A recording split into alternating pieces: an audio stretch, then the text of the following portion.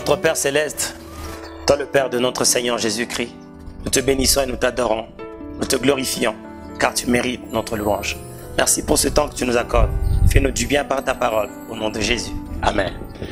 Shalom, shalom. Nous sommes très heureux de nous retrouver encore une fois de plus dans un nouveau numéro, la mission de Brebis. Aujourd'hui, le Seigneur nous met à cœur de partager avec vous sur « Je suis la résurrection et la vie ». J'aimerais qu'on prenne nos Bibles, allons vite dans Jean 11, le 25 verset, où la Bible est en train de dire « Je suis la résurrection et la vie.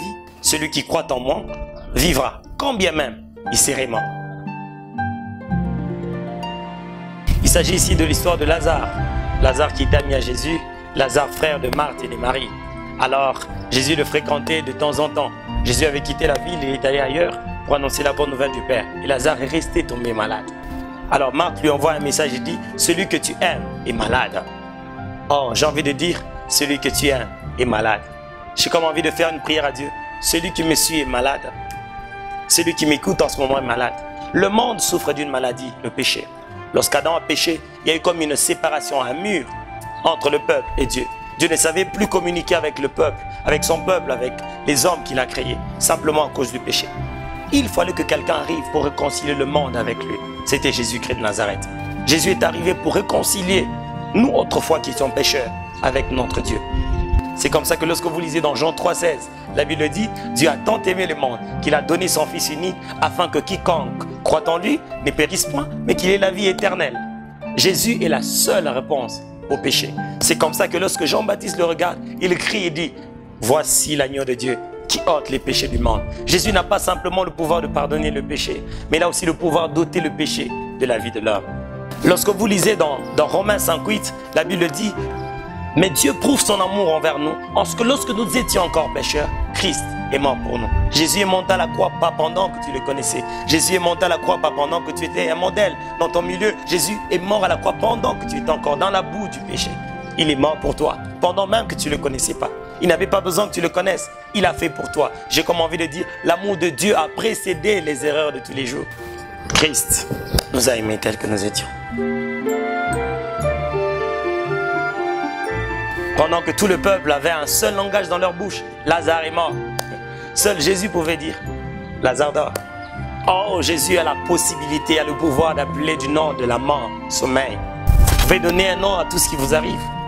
Je ne sais pas si vous appelez ça maladie, je ne sais pas si vous appelez ça pauvreté, échec ou difficulté. Seul Dieu est capable de donner un nom à chaque circonstance qui vous arrive. Oh, Jésus peut utiliser la circonstance qui vous arrive pour en faire un grand témoignage.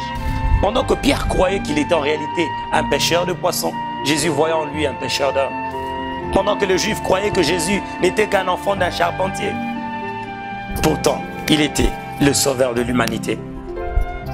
J'ai envie de dire que la réalité par rapport aux hommes n'est pas égale à la vérité qui est Jésus. Car il est le chemin, la vérité et la vie. Ne condamne pas Dieu pour ce qui t'arrive. Ne punis pas Dieu pour ce qui t'arrive. Ne crois pas que Dieu t'a abandonné à cause de ce qui t'arrive.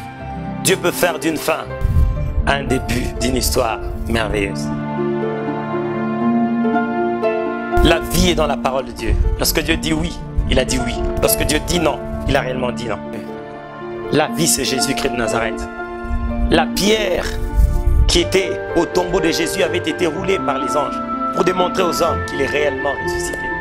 Mais celle de Lazare a été roulée par des hommes pour montrer réellement à l'humanité que seul Jésus a le pouvoir de donner la vie. Et la vraie vie ne peut venir que de lui. Sans la résurrection, le christianisme serait comme toute autre religion. Nous avons le droit de nous bomber la poitrine pour dire que le nôtre n'est pas simplement mort, mais il est aussi ressuscité d'entre les morts. Christ est vivant.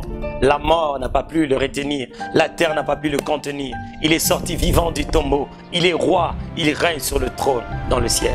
J'ai comme envie de dire, lorsque Christ entre dans ta vie, il amène dans ta vie la vie qu'il est lui-même. Oh, je suis la résurrection, la vie veut dire, j'ai remporté définitivement la mort. J'ai gagné totalement la mort. Alors frères et sœurs, toi qui me suis en ce moment, je te prie simplement de prier, d'inviter Jésus qui est la vie. Je ne sais pas dans quelle situation tu sens la mort, je ne sais pas dans quelles conditions tu vis, mais je crois personnellement que lorsque Jésus entre, même les ossements qui étaient desséchés peuvent reprendre vie. Prie simplement avec moi. Seigneur, je te désire dans mon cœur. J'ai besoin de toi car je ne peux pas marcher seul. Avec toi, j'ai au moins la garantie et l'assurance que je peux avoir une vie meilleure. Entre dans mon cœur, marche avec moi. Illumine ma vie par ta lumière. Que tout ce qui était ténèbres disparaisse. Et que toi, le soleil levant, que tu te lèves pour éclairer ma vie. Je me soumets à toi. Je m'abandonne à toi. J'ai besoin de toi. Au nom de Jésus. Amen. Nous vous bénissons dans le précieux nom de Jésus. Et nous croyons par la grâce de Dieu que nous allons nous retrouver d'ici là. Que l'amour, que la paix et la joie de Dieu soient avec vous. Au nom de Jésus. Amen.